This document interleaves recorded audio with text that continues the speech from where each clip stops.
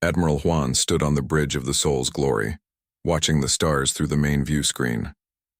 The frontier colony of New Busan stretched below them, its lights twinkling like scattered diamonds across the planet's surface.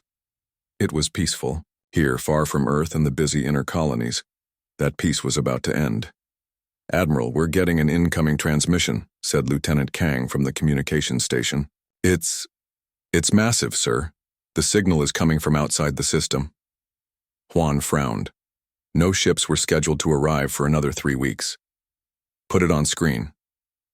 The view of New Busan disappeared, replaced by something that made every person on the bridge step backward. A face filled the screen, not human but close enough to be disturbing. The creature had pale blue skin, 4 eyes arranged in a diamond pattern, and a mouth that was too wide for its head. When it spoke, its voice was cold and mechanical. "I am Ray, Supreme Commander of the Valdari 4th Fleet. You are the species, known as humans.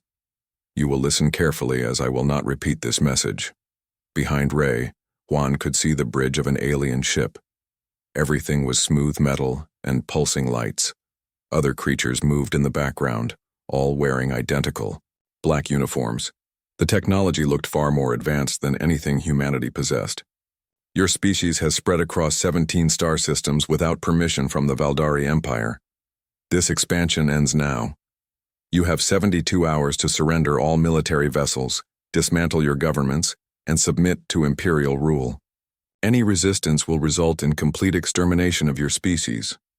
Ray's 4 eyes never blinked as she continued. "Do not mistake this for a negotiation. 847 species have received this same message. Most chose wisdom, and now serve the Empire as productive labor castes. A few chose defiance and no longer exist. Choose carefully." The transmission ended. The bridge fell silent except for the soft hum of the ship's engines. "Sir?" Lieutenant Kang's voice was barely a whisper. Juan stared at the blank screen for a long moment.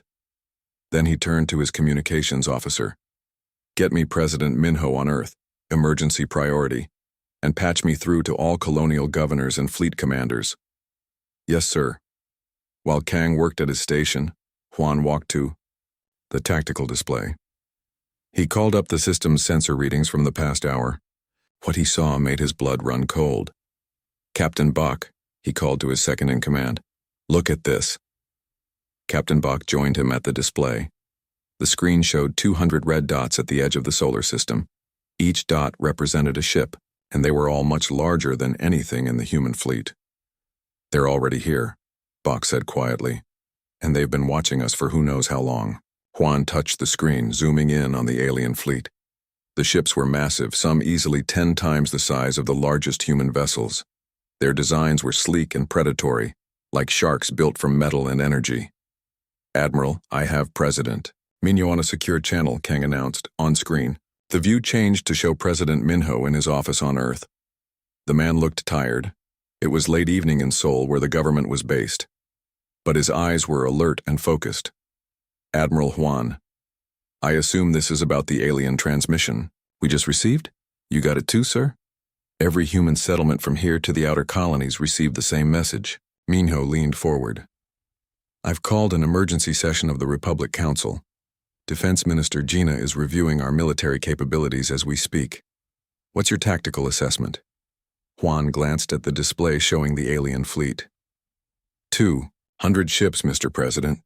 Some of them are the size of small cities. They have technology we've never seen before. Our plasma cannons might scratch their paint if we're lucky. And our fleet? 89 ships scattered across human space. The largest group is here with me. 23 vessels. If they attack..." Juan didn't finish the sentence. He didn't need to. Minho was quiet for a moment. "I see, and what do you recommend, Admiral?" "I recommend we take their offer seriously, sir. This isn't a fight we can win through conventional means." "Conventional means?" Before Juan could answer, another voice joined the conversation. "Mr. President, this is Defense Minister Gina. I'm patching in from the war room." The screen split to show both Minho and Gina. The defense minister looked grim but determined. Behind her, Juan could see military officers working at computer stations. "I've run the numbers 3 times. Gina said. Their smallest ships outgun our biggest ones. Their shields are at least 50 years ahead of our technology. In a straight fight, we'd last maybe an hour. Maybe, said a new voice. But who said anything about a straight fight? Another face appeared on the screen. Sumi, the Republic's chief scientist. She was calling in from her laboratory, still wearing a white coat covered in equations written in marker. Dr. Sumi, Minho said. Please tell me you have good news. Define good, Sumi replied, pushing her glasses up her nose. The quantum tunneling project we've been working on might give us an advantage. We've been trying to create instant transportation between star systems, but with some modifications we could tunnel weapons directly through their shields. Could? Gina asked. In theory. We'd need to sacrifice several colonies as testing grounds, and we'd need time, months, maybe years. We have 72 hours, Juan reminded them. Then we need to buy more time. All 4 leaders fell silent. Outside the view screen, New Busan continued its peaceful rotation, unaware that its fate was being decided by beings from another star. Finally, Minho spoke. Options? Surrender, Gina said bluntly. Accept their terms and hope they treat us better than slaves. Fight, Juan added, knowing we'll lose but maybe taking some of them with us. Run, Sumi suggested. Evacuate what we can and scatter to different parts of the galaxy. Or? We call their bluff, Juan said slowly. They gave us 72 hours instead of just attacking. That means they want something from us besides our destruction. Maybe they're not as strong as they want us to think. Or maybe they enjoy watching species squirm before they die, Gina countered. Minho stood up from his desk and walked to his office window. Through it, he could see the lights of Seoul at night. Millions of people living their lives unaware that everything was about to change. What kind of species are we? He asked quietly. Sir? Juan wasn't sure he understood the question. I mean, what defines us? What makes humans different from these 800 other species that surrendered? Sumi spoke first. We're stubborn, sometimes stupidly so. We adapt, Gina added. We've survived ice ages, plagues, wars, and disasters that should have wiped us out. We don't like being told what to do, Juan said with a slight smile. Minho turned back to the screen. Then we have our answer. Sir? Admiral Juan, you will? Send the following message to Supreme Commander Ray. The Terran Republic has considered your offer carefully. We respectfully decline. If you want our worlds, our ships, and our freedom, you're welcome to come and try to take them. Gina's eyes widened. Mr. President, that's a declaration of war against an empire that spans half the galaxy. No, Minho said firmly. That's a declaration that humans don't kneel. Not to anyone. Sir, Juan said carefully, they will try to exterminate us. Then we'll make them pay for every inch of space, every ship, and every life. Dr. Sumi, how fast can you weaponize that quantum technology? If I had unlimited resources and ignored all safety protocols, maybe 6 weeks for a prototype. You have whatever you need. Minister Gina, begin immediate mobilization of all military assets. I want every ship armed and ready. Yes, sir. Admiral Juan, begin evacuation of civilian populations from frontier colonies, but keep enough volunteers to operate defensive systems. Understood, sir. Minho sat back down at his desk. Ladies and gentlemen, we're about to find out what humans are truly capable of when we have nothing left to lose, and I suspect the Valdari Empire is about to learn something they didn't expect.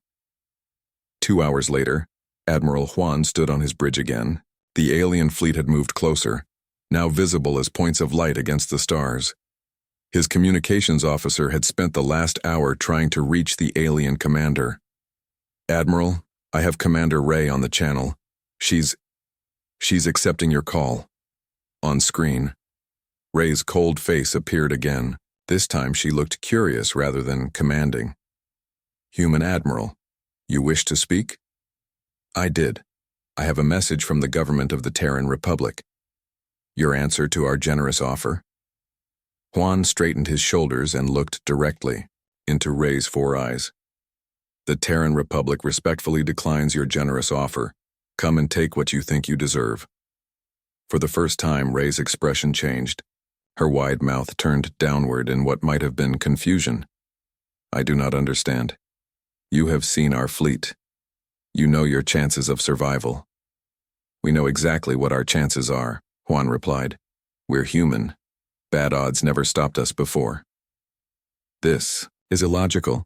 No species chooses extinction over service. Then you haven't met humans before. Juan smiled grimly. You have 71 hours left on your own deadline. We'll be waiting.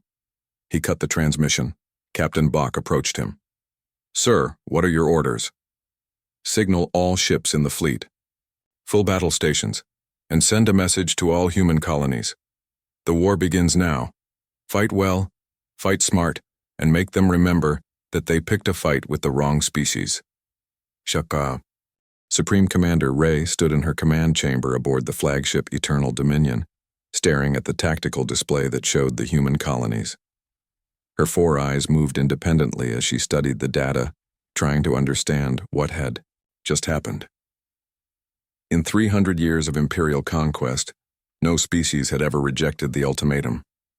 Even the most warlike races eventually calculated the odds and chose submission over extinction.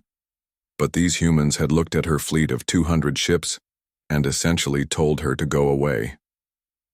Analysis complete, Commander, reported her aide, a younger Valdari named Thek. The humans possess 89 vessels total, primitive plasma weapons, and basic energy shields. Their largest ship is equivalent to our smallest patrol craft. And yet they chose to fight.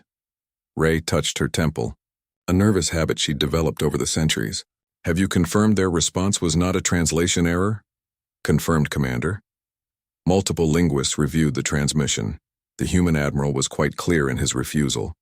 Ray turned to her weapons officer. Target their outer colonies. First, standard bombardment pattern. Perhaps when they see what happens to those who resist, the remaining settlements will be more reasonable. Yes, Commander. The Valdari fleet began to move, their sleek ships cutting through space toward the human colony of Kepler 442b. It was a mining world, with a population of 200,000, insignificant by imperial standards, but it would serve as an example. On Kepler 442b, Governor Tay received the warning from Admiral Juan just hours before the alien ships appeared on the colony's sensors. He stood in the emergency command center watching the evacuation ships lift off from the mining platforms. How many are still planetside? He asked his aide, Manager Yoon. 40,000, Governor. The rest are aboard the evacuation transports. And our defenses? 12 defense platforms, 36 patrol craft, and whatever the miners can jury-rig from their equipment. Yoon's voice was grim. It's not much. Tay nodded. He'd known this was a suicide mission when he chose to stay behind. But someone had to coordinate the defense, and someone had to show the aliens that humans wouldn't run without a fight. Signal all remaining personnel. Anyone who wants to leave on the last transport can go. No shame in survival, but anyone who stays fights to the end. Governor, said Captain Juan from the Defense Force, what exactly are we trying to accomplish? Here? We can't win against those ships? No, Tay agreed, but we can make them pay for the victory. Every ship they lose here is one less ship they can use against Earth or the other colonies. The alien fleet dropped out of faster-than-light travel at the edge of the system. Even at this distance, their ships were visible as bright stars against the darkness. Tay counted them on the tactical display. 30 ships, each one larger than anything in the human fleet. They're moving toward us, reported Sergeant Kim from the sensor station. Estimated arrival in 6 hours. All stations prepare for battle, and someone get me a communication link to those ships. I want to talk to whoever's in charge. It took 3 hours to establish contact. When the alien commander finally responded, her face appeared on the main screen. Tay found himself looking at something that might have been beautiful if it weren't so cold. I am Sub-Commander Vel of the Imperial 2nd Assault Group. You will surrender your planet immediately. I am Governor Tay of Kepler 442b. We respectfully decline. Vel's four eyes focused on him with what looked like surprise. You are aware that resistance is futile? We're aware that you think it's futile. We disagree. Your ships are toys compared to our weapons. Then you have nothing to worry about, Tay said with a smile. Come and collect your prize. The transmission ended. Vel's ships continued their approach, spreading into a standard bombardment formation. They expected to destroy the human defenses in minutes, then proceed with planetary sterilization. They were not prepared for what happened next. The humans had spent 6 hours turning their mining colony into a fortress. Asteroid mining charges had been converted into space mines. Cargo haulers had been loaded with explosives and set on collision courses. The defense platforms had been networked together to concentrate their fire. When the Valdari ships entered weapons range, Tay gave the order to attack. The first surprise was the mines. The Valdari scanners detected them too late. Dozens of mining charges exploded around the alien formation. Not enough to destroy ships, but enough to damage shields and disrupt their formations.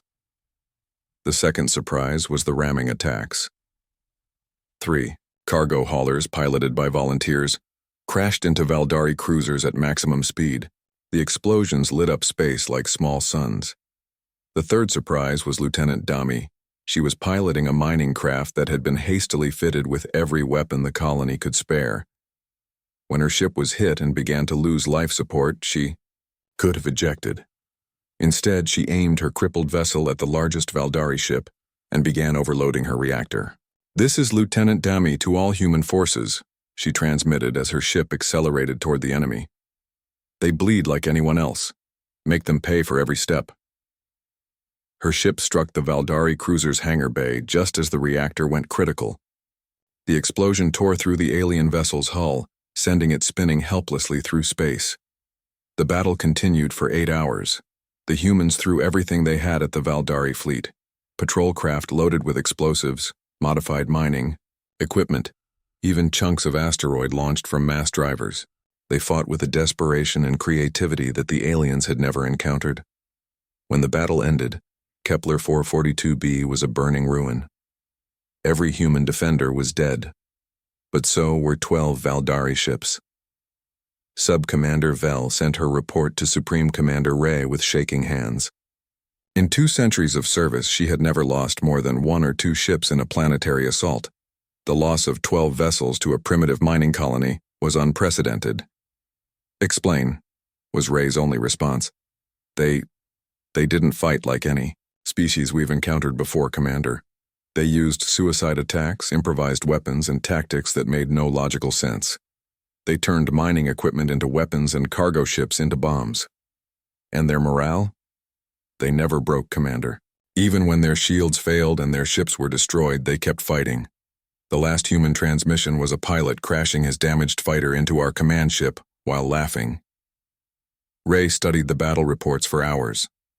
The humans had lost everything: their colony, their ships, their lives. By any rational measure, it was a complete Valdari victory, but the cost was unacceptable. She opened a communication channel to the Imperial capital. "This is Supreme Commander Ray requesting immediate reinforcement. The human resistance is unexpected." The response came from Admiral Korth, one of the Empire's most experienced commanders. "Ray, you have 200 ships. How many reinforcements do you need to handle a few primitive colonies?" "At least another 100 ships, sir. These humans don't fight like other species." "Explain." "They don't surrender when defeated. They don't retreat when outnumbered. They turn everything into a weapon and use tactics that ignore their own survival. At Kepler 442b, they destroyed 12 of our ships with mining equipment and civilian craft." There was a long pause. 12 ships? Against a mining colony? "Yes, sir. Your report says they had no significant military presence." "That's correct." "Sir?" "But they fought as if every civilian was a soldier and every piece of equipment was a weapon." Another pause. "Very well. You'll have your reinforcements. But Ray, you have 30 days to complete this conquest.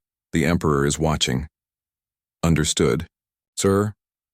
Ray closed the communication and returned to studying the tactical reports. Somewhere in the data was the key to understanding these humans. They were clearly primitive compared to the Empire's technology, but they had something else. a refusal to accept defeat that she'd never seen before. Meanwhile, on Earth, news of the battle reached President Minho and his War Council. The loss of Kepler 442b was devastating, but the reports from the surviving evacuation ships were encouraging. 12 ships, Defense Minister Gina repeated, looking at the after-action report. They lost 12 ships to a mining colony. At the cost of 40,000 lives, Admiral Juan reminded them grimly. Yes, Dr. Sumi said quietly. But if every colony costs them that many ships, they'll run out of ships before we run out of colonies. That's not a strategy, Minho said. That's genocide. No, sir, Admiral Juan corrected. That's mathematics, and right now it's the only mathematics that work in our favor. Dr. Sumi looked up from her tablet. I've been analyzing the battle footage. Their shields have a rotation frequency that our sensors can detect. If I can modify our quantum tunneling technology, we might be able to tunnel weapons directly through their defenses. How long? Gina asked. 6 weeks for a prototype. Maybe less if I ignore safety protocols. Ignore them, Minho ordered. Admiral, Juan, how many colonies can we evacuate before the aliens reach the inner systems? Maybe half. The others will have to fight where they stand. Then we make sure they're ready to fight. Minho stood up and walked to the window overlooking Seoul. Send a message to all colonial governors. Tell them what happened at Kepler 442b. Tell them about Lieutenant Dami and how she made the aliens bleed. Sir? We're going to turn every human settlement into Kepler 442b. Every colony. The news of Lieutenant Dami's sacrifice spread through human space like wildfire. Every communication channel carried the story, how a mining colony had held off the Valdari Empire for 8 hours and destroyed 12 alien ships. More importantly, they carried her final words. They bleed like anyone else. Admiral Juan stood in the war room aboard Seoul's Glory, studying holographic displays of Valdari ship movements. The aliens had regrouped after their losses at Kepler 442b and were now moving more cautiously toward the inner colonies. They're learning, Captain Bach observed, pointing to the tactical display. They're sending scout ships ahead and avoiding the asteroid fields where we might have hidden mines. Good, Juan replied. That means they're afraid. Afraid enemies make mistakes. A new voice joined the conversation. Or they adapt faster than we can surprise them. Juan turned to see Nara, a former smuggler who had been recruited as a military consultant. She had spent years moving illegal cargo through human space, learning every shortcut and hiding place in 17 star systems.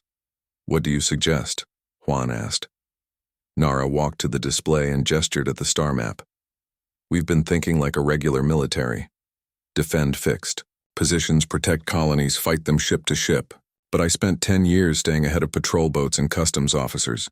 You don't beat a bigger, stronger enemy by fighting fair. Meaning? We use our home field advantage. These aliens don't know our space like we do. Look here. She pointed to a region between 2 star systems. The Seraph Nebula. Sensors don't work well in there, but I've run cargo through it 100 times. Or here, the gravity well around the binary stars in the Kilo system. Ships that don't know the navigation routes get torn apart. Captain Bach frowned. You're talking about guerrilla warfare in space. I'm talking about survival, Nara corrected. We can't match their firepower, but we can make every light year of human space a nightmare for them to navigate. Meanwhile, on the industrial world of New Seoul, Colonel Young was preparing for a very different kind of battle. Intelligence reports indicated that the Valdari were planning to deploy ground forces, elite shock troops called the Vorth. Young had seen the classified files on Vorth soldiers. They were cybernetically enhanced warriors, 8 feet tall and equipped with personal shields and energy weapons. A single Vorth could reportedly kill 50 normal soldiers before falling. But Young wasn't planning a normal battle. Status report, he called to his staff as he entered the command bunker beneath New Seoul's main industrial complex. All civilian evacuations complete, reported Major Park. We have 12,000 volunteers remaining, factory workers, engineers, security personnel. They've all been briefed on the defense plan. Weapons. Every piece of industrial equipment on the planet has been converted or weaponized. The steel foundries are producing improvised armor. The chemical plants are making explosives. The assembly lines are turning out modified mining tools. Young nodded. New Sol wasn't just a colony. It was the manufacturing heart of human space. If the aliens wanted it intact, they'd have to take it building by building. And the special preparations? Major. Park smiled grimly. Every factory has been rigged as a potential weapon. Molten steel can be redirected through maintenance tunnels. Chemical vats can be overloaded to create toxic clouds. The assembly robots have been reprogrammed for combat. Good. When the Vorth land, they'll find out that humans can turn anything into a weapon. 3 days later, the Valdari assault began. Supreme Commander Ray, still stinging from her losses at Kepler 442b, had decided to use overwhelming force. She deployed 50 Vorth soldiers to capture New Sol's industrial facilities intact.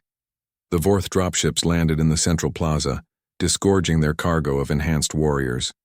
Each soldier stood 8 feet tall, covered in black armor that seemed to absorb light. Their energy weapons could cut through steel, and their personal shields could deflect small arms fire. They expected to face a demoralized population ready to surrender. Instead, they found themselves in the middle of a city that had become a weapon. The first surprise came when the Vorth moved toward the main factory complex. The street beneath their feet was actually a conveyor belt, one that suddenly activated, sending several soldiers tumbling into pits filled with molten metal. The second surprise came from the buildings themselves. Windows weren't just windows. They were launch ports for improvised rockets made from industrial materials. Doors weren't just doors. They were concealed weapons emplacements manned by factory workers who knew every inch of their territory. Colonel Young watched the battle from his command bunker, coordinating the defense through a network of hidden cameras and communication links. Sector 7 reports contact with 5 Vorth soldiers, came a voice over the radio. They're advancing on the chemical plant. Activate Protocol 7, Young ordered. Somewhere in the city, a factory worker named Jin pressed a button. The chemical plant's main processor, normally used to create plastics, began mixing a very different formula. When the Vorth soldiers broke down the main door, they were met not by defenders but by a cloud of gas that ate through their armor's seals. Sector 12 reports 3 Vorth soldiers in the vehicle assembly building. Protocol 12. The assembly line robots normally used to build cargo haulers had been reprogrammed with new directives. When the Vorth entered the factory floor, they found themselves facing 50 industrial robots wielding welding torches, hydraulic presses, and assembly. The battle continued for 6 hours. The Vorth were superior soldiers with better weapons and armor, but they were fighting an entire city that had been turned into a trap. Every room held surprises. Every hallway could become a weapon. Even the air conditioning system had been converted to deliver various chemical surprises. By the end of the fight, 37 of the 50 Vorth soldiers were dead. The remaining 13 retreated to their dropships carrying reports of a battle unlike anything in Imperial history.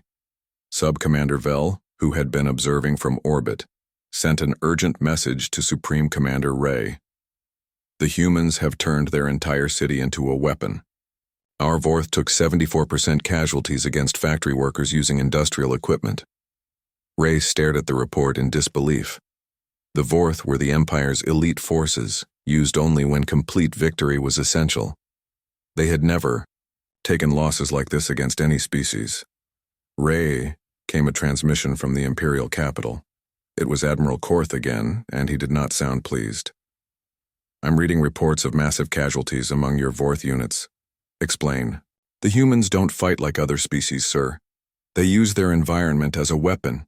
Every building, every piece of equipment, every civilian becomes part of their military force. Are you telling me that factory workers defeated Imperial Vorth? I'm telling you that the humans think differently than any species we've encountered. They don't see a distinction between soldiers and civilians, between weapons and tools, between victory and survival. There was a long pause. The Emperor is displeased. You now have 25 days to complete this conquest, or you will be replaced. Understood, sir. Back on Earth, Dr. Sumi worked frantically in her laboratory. The quantum tunneling project was progressing, but slowly.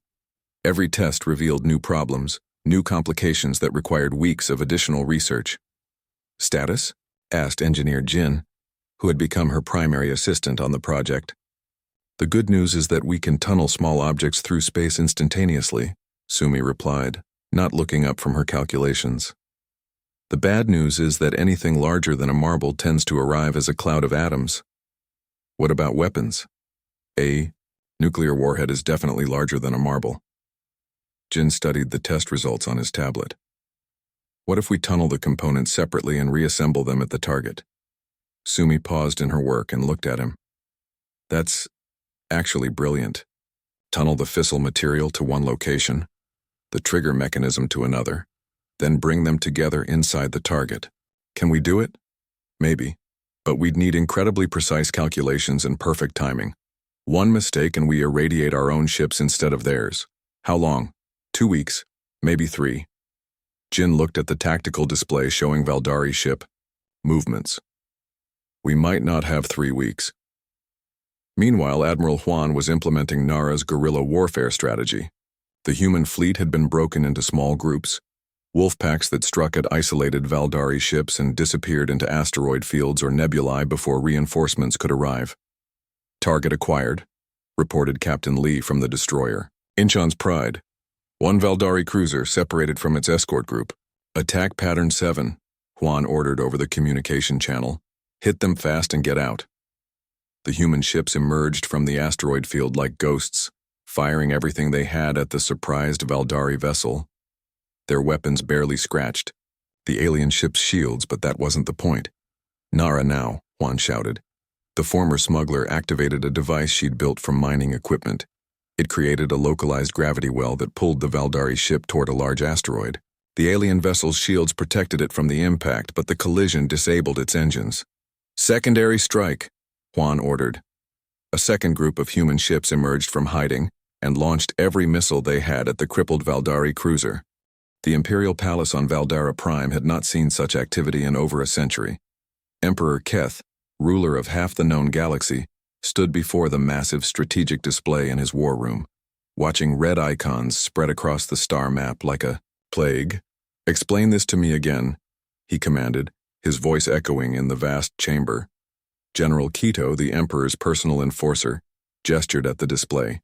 17 subject species have begun active rebellion, Majesty. The humans' resistance has inspired them to believe they can fight the Empire and survive." Emperor Keth was 9 feet tall, with pale silver skin and 6 arms that moved independently as he studied the tactical data.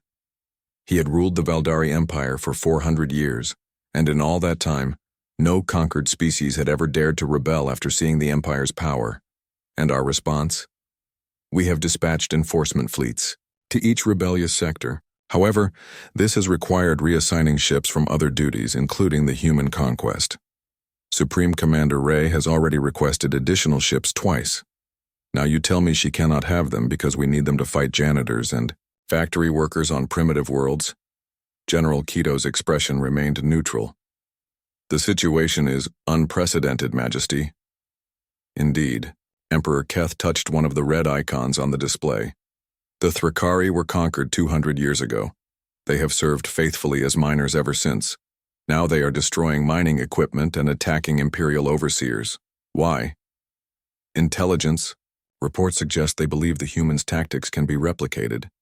They have seen that the Empire can be made to bleed." Emperor Keth turned away from the display and walked to the enormous window that overlooked the Imperial capital. Millions of beings from hundreds of species worked in the city below, all serving the Empire that had conquered them. It was a perfect system that had maintained order for centuries. "Summon the core fleet," he ordered quietly. General Quito's eyes widened. "Majesty, the core fleet has not been deployed in over a century. It consists of 5,000 ships. I am aware of what it consists of. I am also aware that this human problem has infected my entire empire. It ends now." "Yes, Majesty." "And Quito?" "Yes, Majesty." "You will personally oversee the extermination of every human in the galaxy. Leave no survivors. Make it clear to every species what happens to those who inspire rebellion. Meanwhile, in human space, Supreme Commander Rey struggled with a war that grew more impossible every day. Her losses had mounted to over 60 ships, and her remaining forces were spread thin across multiple systems, trying to counter human hit-and-run attacks. "Commander," reported Subcommander Vel, "we've lost contact with 3 more patrol groups in the outer systems." Human attacks? Unknown. They simply disappeared. No distress signals, no wreckage, no survivors. Rey studied the tactical display with growing frustration. The humans had learned to use every advantage their home territory provided. They struck from asteroid fields, nebulae, and gravity wells, then vanished before Valdari reinforcements could respond. "What news from the ground assault on New Sol? The city has been taken, but at severe cost. We lost 37 Vorth soldiers and had to level 6 industrial complexes. The humans turned their own infrastructure into weapons. And intelligence on their fleet movements? Difficult to track. They've broken into small groups that move independently. Our sensors detect them only when they attack." A new transmission interrupted their conversation. The face of General Quito appeared on the main screen, and Rey immediately knelt. "Supreme Commander Rey," Quito's voice was cold as space, "you have failed to complete your conquest within the prescribed time frame. General, the humans have proven more resourceful than anticipated. I require additional time and ships to— You will have both. The Emperor has dispatched the core fleet under my personal command. 5,000 ships to complete what you could not." Rey felt her blood freeze. The core fleet was the Empire's ultimate weapon, reserved for threats to the Empire itself. Its deployment meant that the Emperor considered the human resistance a danger to the entire Valdari civilization. "General, with respect, such overwhelming force may not be necessary. The humans are brave but primitive. The humans are a disease that has infected 17 systems with rebellion. I will cure this disease by burning it out completely. You have 72 hours to prepare for my arrival." The transmission ended. Rey stared at the blank screen, realizing that she had just witnessed the beginning of something unprecedented in Imperial history. On Earth, Dr. Sumi finally achieved her breakthrough. After weeks of calculations and failed tests, she had solved the timing problem that prevented quantum tunneling of large objects. "Jin, look at this," she called to her assistant, pointing at the holographic display showing her latest test results. Jin studied the data with growing excitement. "You tunneled a 50-kilogram mass without destabilization? Better than that. I tunneled it directly into a target chamber with perfect accuracy. The quantum tunneling field can deliver a payload to any location within 100,000 kilometers, bypassing all shields and armor. What about range?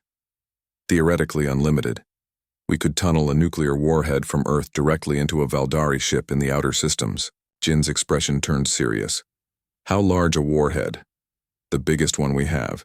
And with the modifications I've made, we can tunnel multiple warheads simultaneously to different locations." Before Jin could respond, Admiral Juan's voice came over the laboratory's communication system. "Dr. Sumi, please report to the war room immediately. Priority Alpha."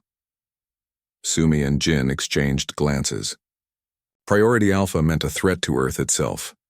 In the war room, they found Admiral Juan, President Minho, and Defense Minister Gina studying a tactical display that showed more red icons than Sumi had ever seen. "Dr. Sumi," President Minho began, without preamble, "we've received intelligence from our deep space monitoring stations. The Valdari Empire has dispatched their core fleet to human space, 5,000 ships." Sumi felt the breath leave her lungs. 5,000?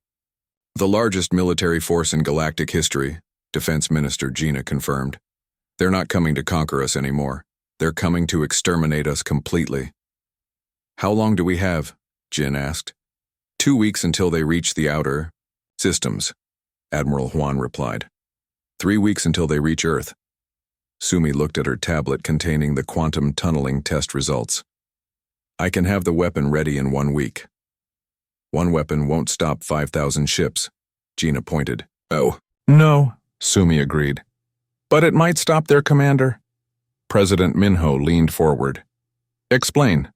If we can identify their flagship, we can tunnel a nuclear warhead directly into their command center. Cut off the head, and the body might be confused. Long enough for us to exploit the chaos. And if it doesn't work, then we try Plan B. Which is? Sumi smiled grimly. We tunnel nuclear warheads into as many ships as possible and hope we take enough of them with us to make other species realize the Empire can be beaten. Meanwhile, Captain Yoon of the stealth frigate Inchin's Pride was conducting a very different kind of mission deep in Valdari-controlled space. Her ship had been modified with Nara's stealth technology, allowing it to move undetected through enemy territory. Status report, she whispered to her crew as they drifted silently past a Valdari supply convoy. 6 transport ships, 2 escort cruisers, reported Lieutenant Park from the sensor station. They're heading for the main fleet. Rendezvous point. Perfect. Target their supply ships and prepare the quantum charges. The Inchin's Pride had been equipped with Dr. Sumi's early quantum tunneling prototypes, small devices that could deliver conventional explosives directly into enemy ships. They weren't powerful enough to destroy large vessels, but they could cripple supply lines and communication relays. Charges deployed, reported Sergeant Ko from the weapons station. Detonate. 6 explosions bloomed silently in space as the Valdari supply ships were torn apart from within. The escort cruisers immediately began searching for attackers, but the human ship was already gone, hidden in the sensor shadow of a nearby asteroid. Signal transmitted, reported the communications officer. The convoy's destruction has been reported to the main fleet. Captain Yoon smiled. Mark another success for the Ghost Fleet. Every supply convoy we destroy, every communication relay we sabotage, is one more problem for their massive fleet to solve. Her mission was part of a larger strategy developed by Tactician Wu, a brilliant military analyst who had identified a crucial weakness in the Valdari Empire: its size. An empire spanning half the galaxy required massive logistics networks to function. Disrupt those networks, and even the largest. Fleet could be crippled. Set course for Rally Point 7, Yoon ordered. We have more ghosts to make. As the human resistance continued their desperate campaign, reports began reaching Earth of something unprecedented. Other species were joining the fight. The Thrakari have destroyed 3 Imperial mining facilities, reported Intelligence Chief Han during the daily briefing. The Zephyrians have sabotaged a major shipyard. The Kelvani have begun attacking Imperial patrol ships. How many species in total? President Minho asked. 17 confirmed rebellions with reports of unrest in at least 30 other systems. Defense Minister Gina looked up from her tablet. The Empire is having to divert ships from the core fleet to maintain. The core fleet arrived at the edge of human space like a dark tide, 4,200 ships moving in perfect formation. General Kido stood on the bridge of his flagship Eternal Dominion, watching the tactical display that showed every human settlement marked for destruction. Begin Phase 1, he commanded. Simultaneous bombardment of all outer colonies. Leave nothing alive. Across 17 star systems, Valdari ships moved to attack positions above human worlds. This was meant to be the final demonstration of Imperial power, the complete extermination of a species that had dared to inspire rebellion. But as the alien ships moved into position, something unprecedented happened. General, reported his sensor officer, we're detecting massive quantum signatures throughout the system. Explain. Unknown technology, sir. The readings suggest large-scale space-time manipulation. Before Kido could respond, reality twisted. Around his fleet, the space between stars suddenly filled with human ships, not dozens or hundreds, but thousands.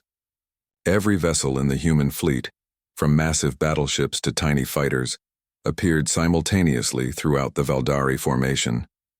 On Earth, Dr. Sumi watched her greatest achievement unfold. Quantum tunneling successful, she reported to Admiral Huan.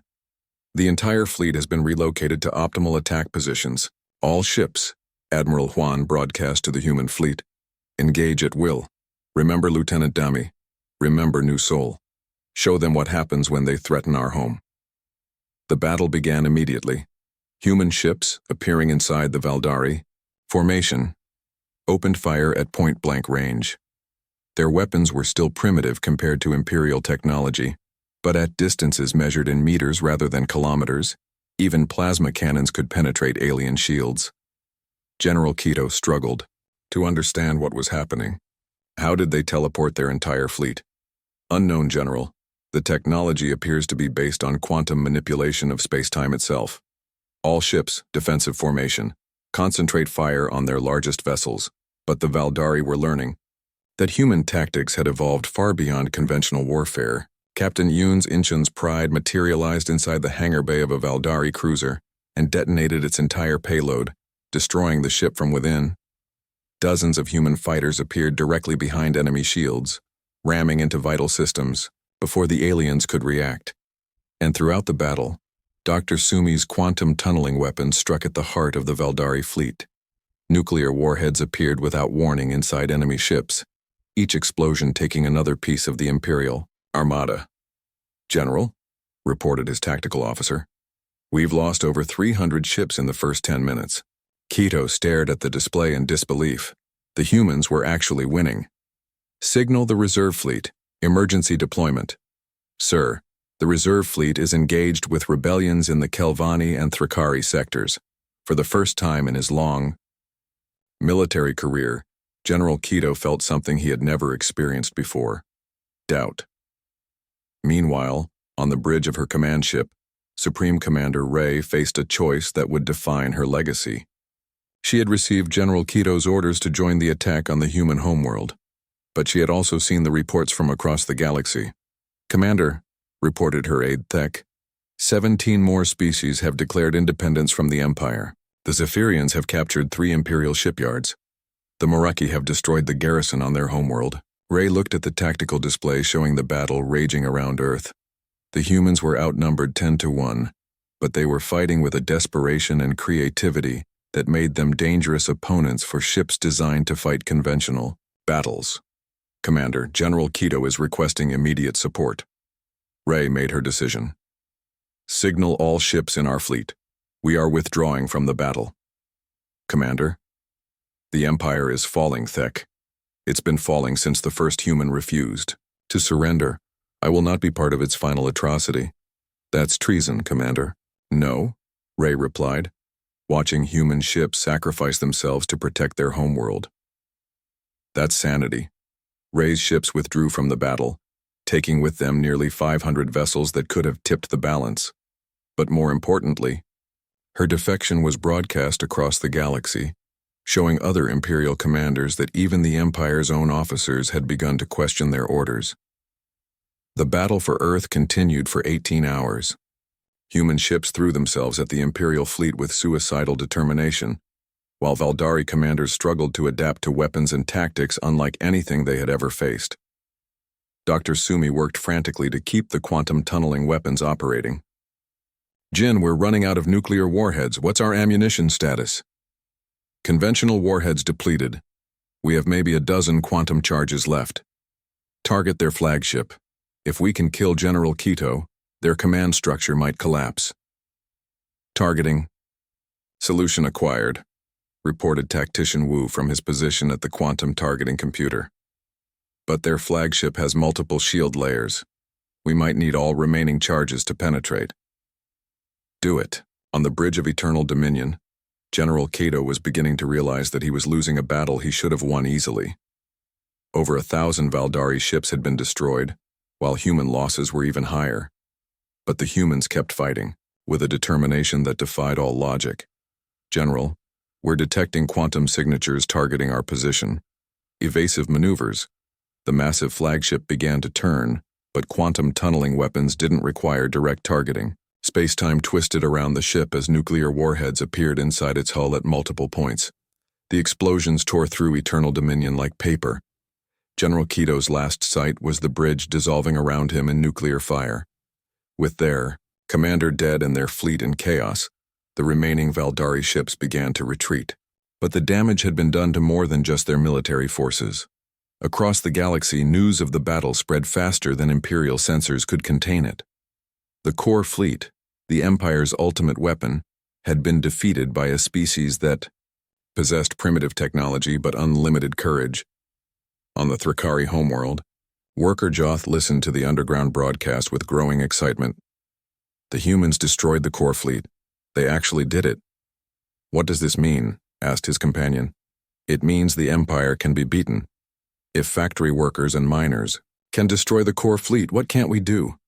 Similar conversations were taking place on hundreds of worlds. The Valdari Empire, built on the assumption that resistance was futile, suddenly faced rebellions on every frontier. Emperor Keth, receiving reports of the disaster, realized that his empire was dissolving around him. How many ships do we have left? Perhaps 1,500 in total, Majesty. The rest are destroyed or have joined the rebellions. And the rebellious sectors? 43 systems in open revolt. The number grows daily. For the first time in 4 centuries, Emperor Keth contemplated the possibility of defeat. What do the humans want? According to their latest transmission, they're proposing something called the Galactic Concordat, a voluntary alliance of free species. And if we refuse? Then they continue the war until every Imperial ship is destroyed and every conquered world is free. Emperor Keth looked out at his capital city, where millions of beings from hundreds of species lived under Imperial rule. Many of them were already demonstrating in the streets demanding freedom. Send a message to the human leadership, he ordered quietly. The Valdari Empire will consider their proposal. On Earth, President Minho received the Emperor's message in the ruins of Seoul's government district. The city had been badly damaged during the battle, but it still stood. Humanity still stood. They want to negotiate, he told his advisors. After trying to exterminate us? Defense Minister Gina asked. Desperation makes people reasonable, Admiral Huan observed. They've lost their fleet. Their empire is in rebellion, and they know we have weapons that can reach their homeworld. Dr. Sumi looked up from her tablet, where she was designing improvements to the quantum tunneling system. What are our terms? Complete. Independence for all species under imperial rule, Minho replied. Dissolution of the empire as a political entity, and transformation of their military into a peacekeeping force under concordant authority. And if they refuse? Then we tunnel nuclear warheads into every imperial shipyard, every military base, and every government facility until they reconsider. The negotiations took 6 months. During that time, the Valdari Empire effectively ceased to exist as species after species declared independence. The imperial fleet, reduced to a few hundred ships, found itself surrounded by hostile forces on every front. Emperor Keth, facing the complete collapse of his civilization, finally accepted the human terms. The Valdari Empire was officially dissolved, its territories becoming independent worlds under the protection of the Galactic Concordat. Admiral Huan stood on the observation deck of the new Concordat headquarters, built in orbit around Earth. Through the massive windows, he could see ships from dozens of species, former enemies working together to build something better than any empire. Strange to think it all started with a single word, said Captain Bach, joining him at the window. What word? No. When they demanded our surrender, we said no. Everything else followed from that. Huan nodded. The most powerful word in any language. A year later, on the memorial wall at New,